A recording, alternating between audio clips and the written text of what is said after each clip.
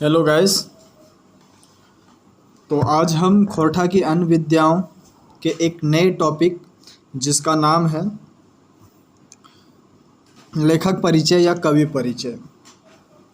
तो इस टॉपिक के अंतर्गत पहला जो हमारे कवि हैं या लेखक हैं वो हैं श्रीनिवास पानुरी, जिनको कि खोरठा का आदि कवि भी कहा जाता है। ये वो पहले व्यक्ति हैं जिन्होंने खोरठा में पहली बार लिखना स्टार्ट किया और ये आज़ादी के पहले से ही खोरठा में लिखना स्टार्ट कर दिए थे। प्रारंभ में जब ये खोरठा में लिखना स्टार्ट किए थे तो लोगों ने इनका काफ़ी ज़्यादा उपहास उड़ाया, मजाक बनाया। ठीक है, तो चलिए श्रीनिवास पानुरी के बारे में, उनकी जीवनी के बारे में थोड़ा प्रकाश डालने की कोशिश करेंगे। तो ये हमारे हैं श्रीनिवास पानुरी। इनका जन्म कब हुआ था? तो 25 दिसंबर 1920 ईस्वी को। कहाँ पे? तो बरवा अड्डा, जो कि धनबाद का एक गांव है। ठीक है, धनबाद के कल्याणपुर प्रखंड में एक गांव है बरवा अड्डा, वहीं पे इनका जन्म हुआ था। कब? 25 दिसंबर 1920 को। ठीक है, और हम जानते हैं कि 25 दिसंबर को हम हमारे देश के पूर्व प्रधानमंत्री अटल बिहारी वाजपेयी के जन्म दिवस पर सुशासन दिवस भी मनाते हैं। तो ये बात भी आप लोग ध्यान रखिएगा। नेक्स्ट, इनकी माता का नाम दुखनी देवी था। ठीक है, तो माता का नाम आप लोग याद रखिएगा, दुखनी देवी, और पिता का नाम शालिग्राम पानुरी। चलिए, यहाँ पे चर्चा नहीं किया हुआ है, लेकिन जब हम लोग चाबी काठी नाटक देख रहे थे तो उसमें पता चला था कि श्रीनिवास पानुरी के बेटे का नाम अर्जुन पानुरी है। ठीक है, तो पिता का नाम हो गया शालिग्राम पानुरी। इनकी मृत्यु हो जाती है कब? 7 अक्टूबर 1986 को। कब हो जाती है? 7 अक्टूबर 1986 को इनकी मृत्यु हो जाती है। चलिए अब आगे हम लोग देखते हैं श्रीनिवास पानुरी के लेखन की विशेषताएं क्या थी। तो चूँकि जब ये लेखन स्टार्ट किए थे तो हमारा देश आज़ाद नहीं हुआ था।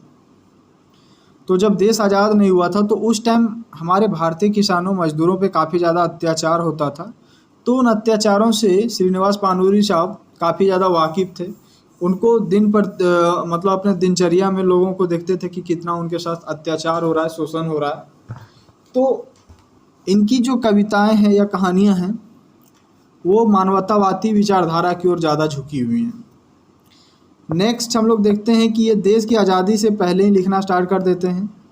आगे, ये हिंदी साहित्य के साहित्यकार राहुल शंकरत्यान से इनका काफ़ी ज़्यादा लगाव था और खोरठा में या फिर कह सकते हैं कि हिंदी में इनका जो लेखन में इतना ज़्यादा इंटरेस्ट जागा, उसके पीछे कारण था राहुल शंकरत्यान जी का, जिन्होंने काफ़ी ज़्यादा इनको सहयोग किया।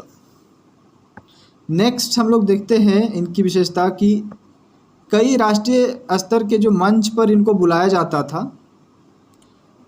तो वहाँ पे वो खोरठा की कविताओं को सुना करके खोरठा का मान सम्मान बढ़ाने का काम करते थे और खोरठा साहित्य के विकास में इस टाइप से उन्होंने काफ़ी ज़्यादा सहयोग दिया। उनका मान सम्मान बढ़ाने में भी काफ़ी अपना योगदान निभाया इन्होंने।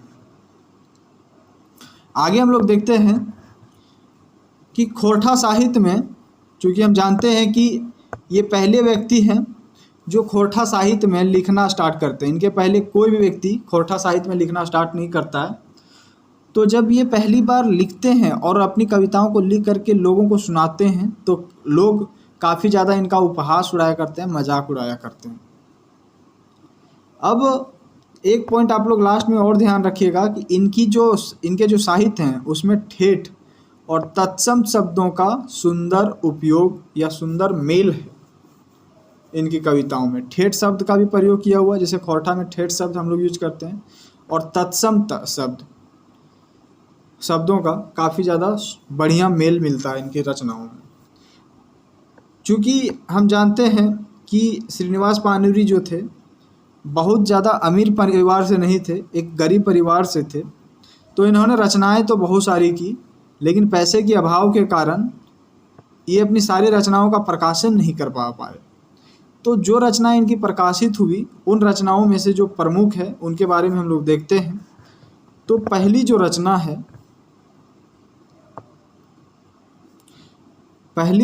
है इनकी, वो है बाल किरण, जो प्रकाशित हुई। ये क्या है? कविता संग्रह है। नेक्स्ट है दिव्य ज्योति, और ये भी कविता संग्रह है।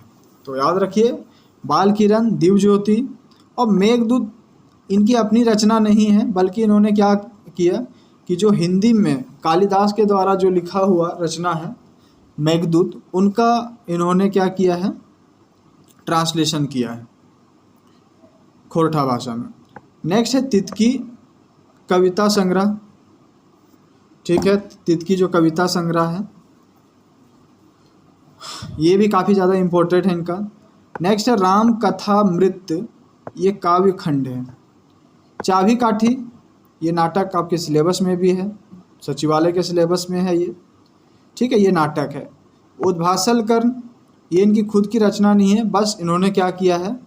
हिंदी से खोरठा में ट्रांसलेट करने का काम किया है। आगे है कुसुमी, ये कहानी है। तो इस टाइप से टोटल 7-8 जो इम्पोर्टेंट रचनाएं इनकी जो प्रकाशित हुई उनके बारे में हमने देखा।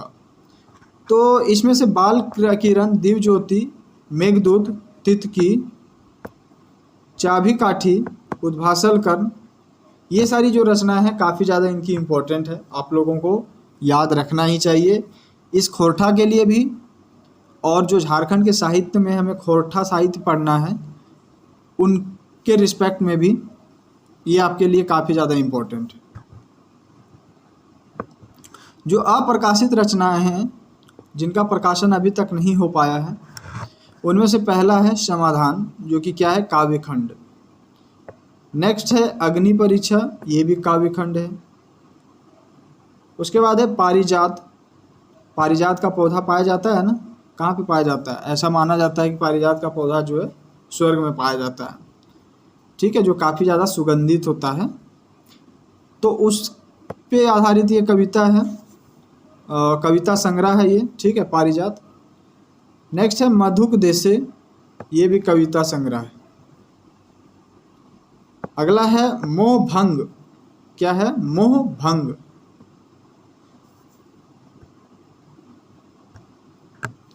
और एक लास्ट जो है इसमें, लास्ट नहीं मतलब रक्त भिंजल पंखा, मतलब क्या है कि रक्त से भींगा हुआ पंख जो है, ये क्या है? कहानी संग्रह है। इनके बारे में भी इसमें इनकी जो रचनाएं हैं वो अप्रकाशित रह चुकी हैं, अभी तक इनका प्रकाशन नहीं हो पाया है। नेक्स्ट है जुगे के गीत। ये जुगे गीत में क्या है?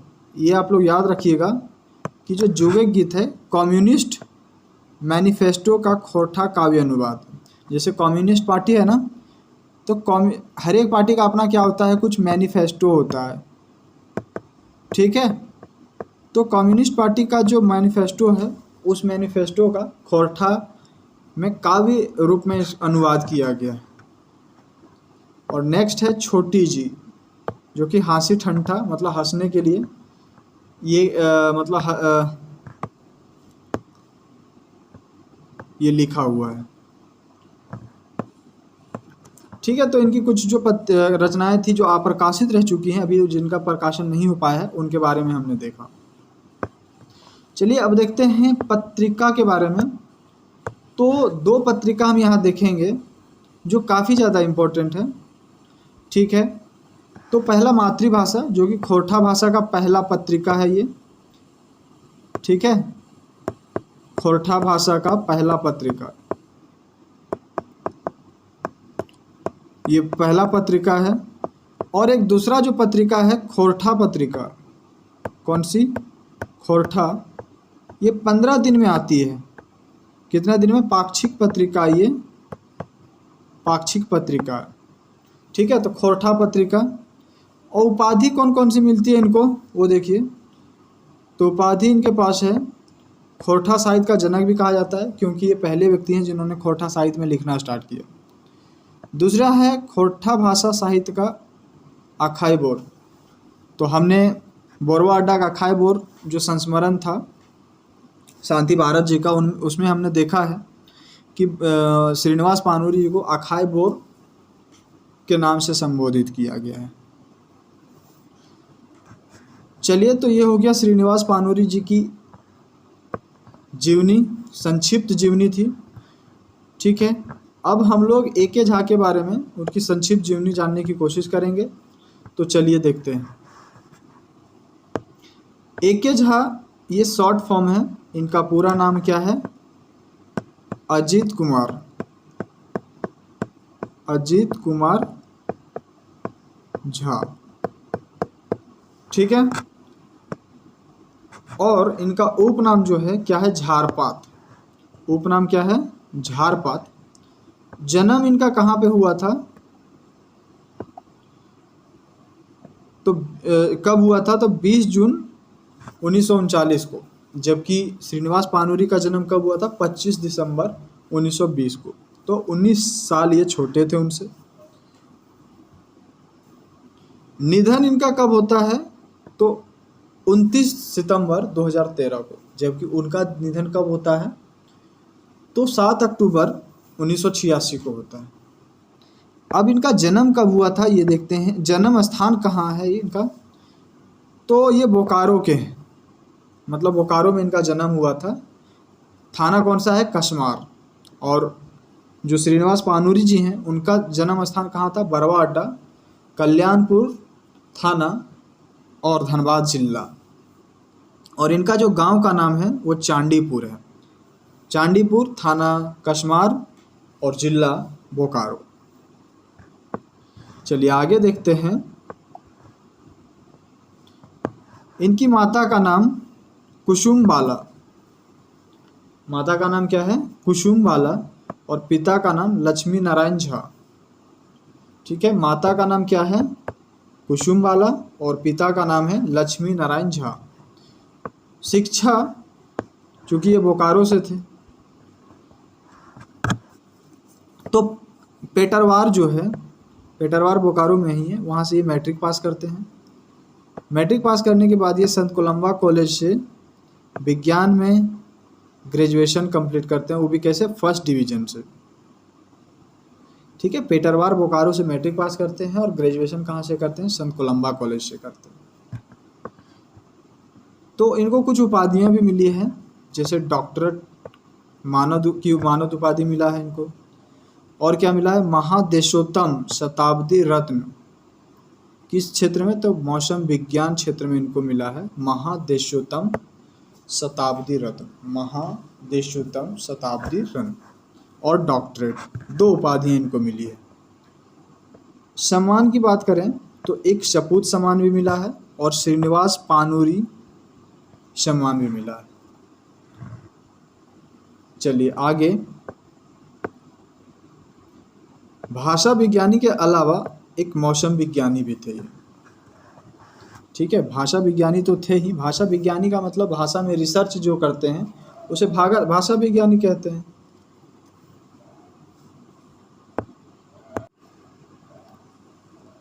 ठीक है, तो आगे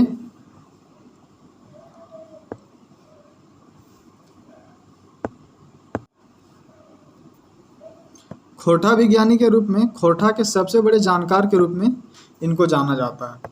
तो खोरठा विज्ञानी थे ही, खोरठा में रिसर्च इनका था ही, तो इसलिए इनको खोरठा में सबसे बड़े जानकार के रूप में भी इनको जाना जाता है। अब हम जानते हैं कि झारखंड में कौन कौन सी मुख्यतः भाषाएं बोली जाती है। तो बांग्ला, संस्कृत, अंग्रेजी, संथाली, मुंडारी, ये सारी जितनी भाषाएं बोली जाती है, इन सभी भाषाओं में ए.के. झा की रचनाएं हमें देखने को मिलती है। वो भी गद्य और पद दोनों भाग में देखने को मिलता है। ठीक है, लेकिन खोरठा भाषा में इनकी रचनाएं जो है सर्वाधिक है, मैक्सिमम है। इनकी रचनाएं बांग्ला, संस्कृत इस सब में भी तो है, लेकिन जो सबसे ज़्यादा रचना है वो खोरठा भाषा में है। और श्रीनिवास पानूरी के जैसा ये भी और इनकी रचनाएं भी मानवतावादी विचारधारा को बढ़ावा देती है। ठीक है, मानवतावादी विचारधारा।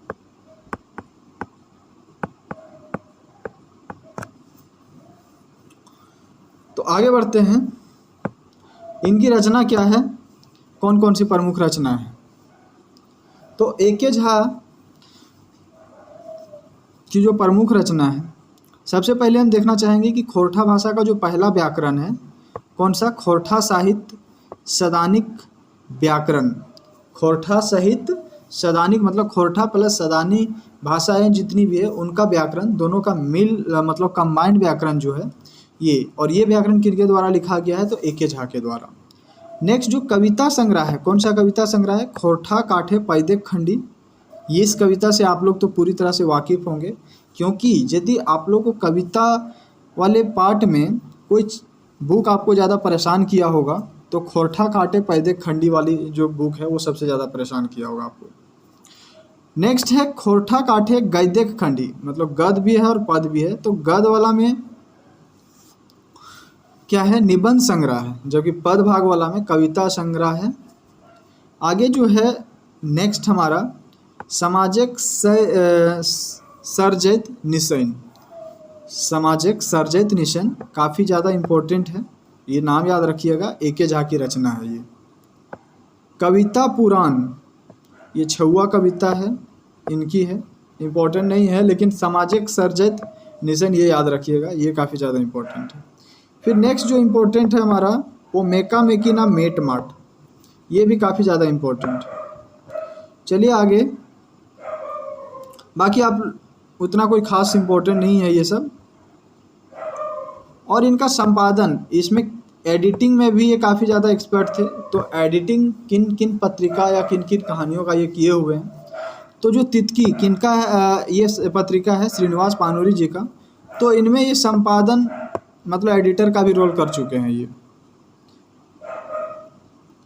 एक टोकी फूल जो कि लोकगीत संग्रह है, उनका भी एडिटर रह चुके हैं।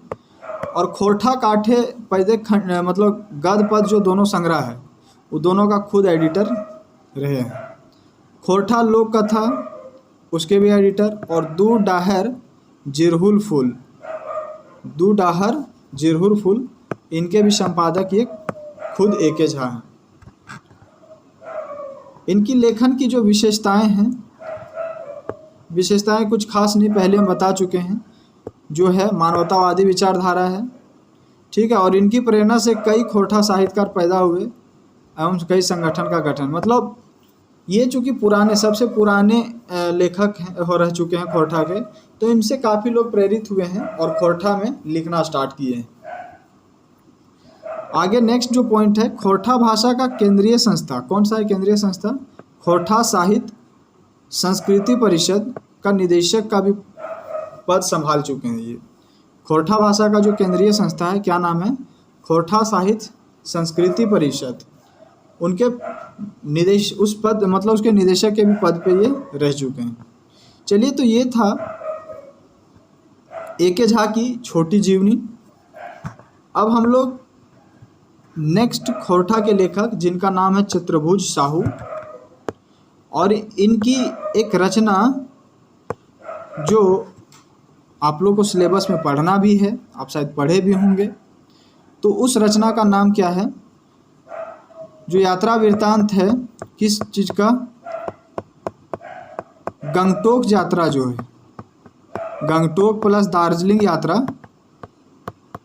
तो उस यात्रा के जो लेखक हैं वो कौन है, यही चित्रभुज साहू ही हैं। तो चलिए आगे बढ़ते हैं, देखते हैं चित्रभुज साहू के बारे में। इनका जन्म जो है आज़ादी के बाद मतलब कि 3 जून 1950 को होता है, और जन्म स्थान इनका कहाँ पे है, तो साकुल गांव, कौन सा, साकुल गांव, थाना कौन सा है, पतरातू। और अभी जो ये जिला पड़ता है, मतलब ये जो क्षेत्र अभी पड़ता है वो रामगढ़ जिला में, उस टाइम हजारीबाग में था। सम्मान इनको भी श्रीनिवास पारूनी सम्मान मिला हुआ है, जैसे ए.के. झा को भी मिला था, इनको भी मिला है।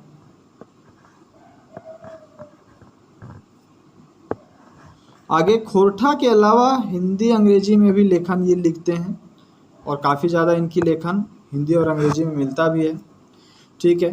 खोरठा रस छंद अलंकार जो कि हमारे खोरठा व्याकरण के सिलेबस में भी है, इस पे भी एक बुक लिखे हुए हैं ये चित्रभुज साहू जी।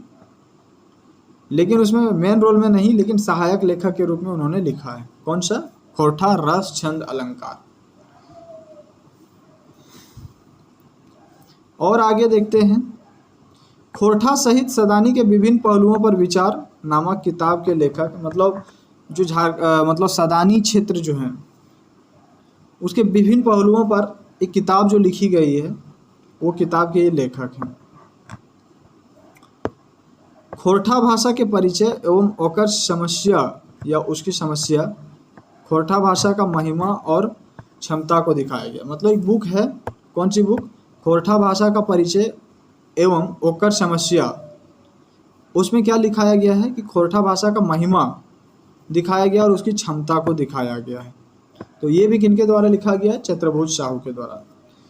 तो ये चतुर्भुज साहू का जीवनी यहीं पे समाप्त होता है। चलिए अब चलते हैं हम बी.एन. औहदार की ओर। तो बी.एन. औहदार का भी जन्म जो है, पहले बी.एन. का फुल फॉर्म देखते हैं, भावनाथ औहदार। बी.एन. का फुल फॉर्म क्या है? भावनाथ औहदार। और इनका भी जो जन्म है देश की आज़ादी के बाद, चतुर्भुज साहू का कब होता है? 1950 में। इनका होता है 1952 में।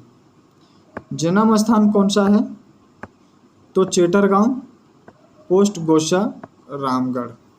ठीक है, जन्म स्थान इनका कहाँ है बी.एन. औहदार साहब का? तो रामगढ़ है, चेटरगांव। ठीक है, चेटरगांव। माता का नाम क्या है? रूपा देवी। और पिता का नाम है माधव औहदार। माता का नाम क्या है? रूपा देवी। और पिता का नाम है माधव औहदार। शिक्षा बीएससी किए हुए हैं, मतलब ग्रेजुएशन साइंस में किए हुए हैं। एमए भी किया है इन्होंने। एमए खोरठा और हिंदी दोनों में किया है, मतलब 2 बार ये एमए किए हुए हैं।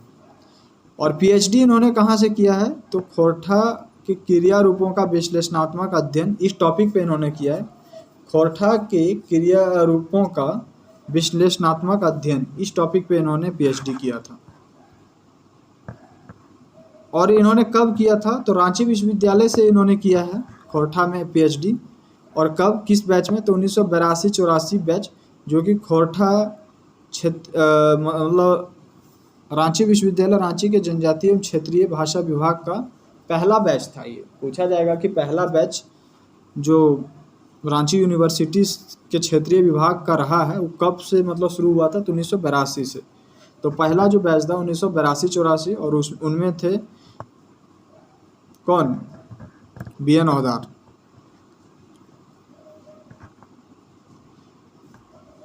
इनकी रचनाओं के बारे में थोड़ा देखते हैं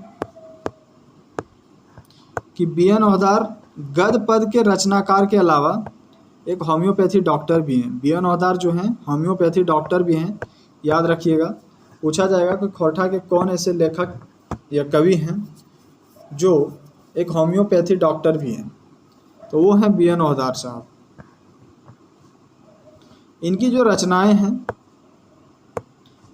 खोरठा निबंध, जो कि आपके सिलेबस में भी है, बहुत बड़ी बड़ी उसमें निबंध हैं। ठीक है, कहने को तो 10-11 निबंध ये हैं, लेकिन काफ़ी बड़े बड़े निबंध हैं।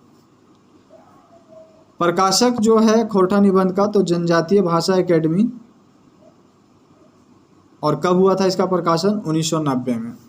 खोरठा निबंध का कोई मतलब एग्जाम में पूछेगा, खोरठा निबंध का प्रकाशक, तो जनजातीय भाषा एकेडमी। और कब हुआ था प्रकाशन? 1990 में। दूसरी जो इनकी रचना है खोरठा भाषा एवं साहित्य, इसमें उद्भव और विकास को दिखाया गया है। तो खोरठा भाषा के उद्भव एवं विकास के बारे में बताया गया है कि इसमें खोरठा भाषा एवं साहित्य में। आगे देखते हैं कि इसका प्रकाशन, जो खोरठा भाषा एवं साहित्य है, इसका प्रकाशन कहाँ से होता है? तो खोरठा भाषा संस्कृति अकादमी। जो खोरठा निबंध है उसका प्रकाशन होता है जनजातीय भाषा एकेडमी से 1990 में। और जो खोरठा भाषा एवं साहित्य है, इसका प्रकाशन होता है खोरठा भाषा संस्कृति एकेडमी। और ये कहाँ पे है? रामगढ़ में ही है। नेक्स्ट जो इसकी रचना है, दुष्यंत कुमार और बहादुर शाह जफर के गज़ल खाका खोरठा में अनुवाद। किनके गज़ल? दुष्यंत कुमार और बहादुर शाह जफर की जो गज़ल हैं उसका खोरठा में अनुवाद किस नाम से? तो अनुदितांजलि के नाम से, अनुदितांजलि के नाम से, अनुदितांजलि के नाम से। ठीक है, दुष्यंत कुमार और बहादुर शाह जफर के गजल को खोरठा में अनुवाद किया गया है अनुदितांजलि के द्वारा। चलिए, तो ये हमारा अब आज का जो लास्ट है, फिर हमारा नेक्स्ट वीडियो कल आएगा। ठीक है, तो आज के जो अंतिम लेखक या कवि हमारे होंगे वो हैं विनोद कुमार, और इनका नाम तो आपने सुना ही होगा। इनकी जो बुक है, कौन सी बुक? सौंध माटी, जो कि झारखंड सचिवालय के सिलेबस में भी शामिल किया गया है इसको। तो इनके बारे में हमको पढ़ना है। तो इनके बारे में पहले हम लोग देखते हैं कि 1961 में इनका जन्म होता है। ठीक है, इनके पहले जो हमने पढ़ा बी एन हवलदार, तो उनका जन्म कब होता है? 1952 में, और इनका जन्म होता है 1961 में। और इनका जो जन्म स्थान है वो कहाँ है? तो दारू, ग्राम दारू है, जिला हजारीबाग, दारू ग्राम है और जिला हजारीबाग। माता का नाम है शुभावती देवी और पिता का नाम है मथुरा प्रसाद। माता का नाम क्या है? शुभावती देवी और पिता का नाम है मथुरा प्रसाद। ये शिक्षा में देखिए क्या क्या किए हुए हैं। बीए भी इन्होंने किया है और एमए भी किया है। एमए कहाँ से किया है इन्होंने? तो जनजातीय एवं क्षेत्रीय भाषा विभाग, रांची से।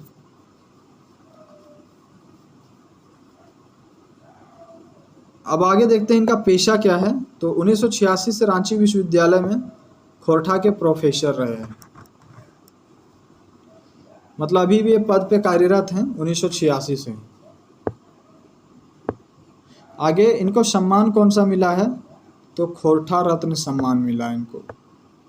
ठीक है, कौन सा सम्मान मिला है? खोरठा रत्न। इनकी प्रारंभिक शिक्षा दारू गांव से ही होती है, मतलब जो अपना लोकल एरिया में वहाँ पे सरकारी स्कूल होगा वहाँ से प्रारंभिक शिक्षा। बीए कहाँ से करते हैं? सत कोलंबा कॉलेज, जो कि कहाँ पे है? हजारीबाग में। कब करते हैं? 1981 में। और फिर एमए करते हैं रांची विश्वविद्यालय से, जनजातीय भाषा विभाग। कौन सा बैच? 1982-84। और फिर वहीं पे क्या बन जाते हैं? प्रोफेसर बन जाते हैं। और 1986 से प्रोफेसर के रूप में रांची विश्वविद्यालय में अपनी सेवा दे रहे हैं। किस विभाग में? तो जनजातीय एवं क्षेत्रीय भाषा विभाग में। प्रमुख रचना हमने देखा सौंध माटी, आपने पढ़ा भी होगा।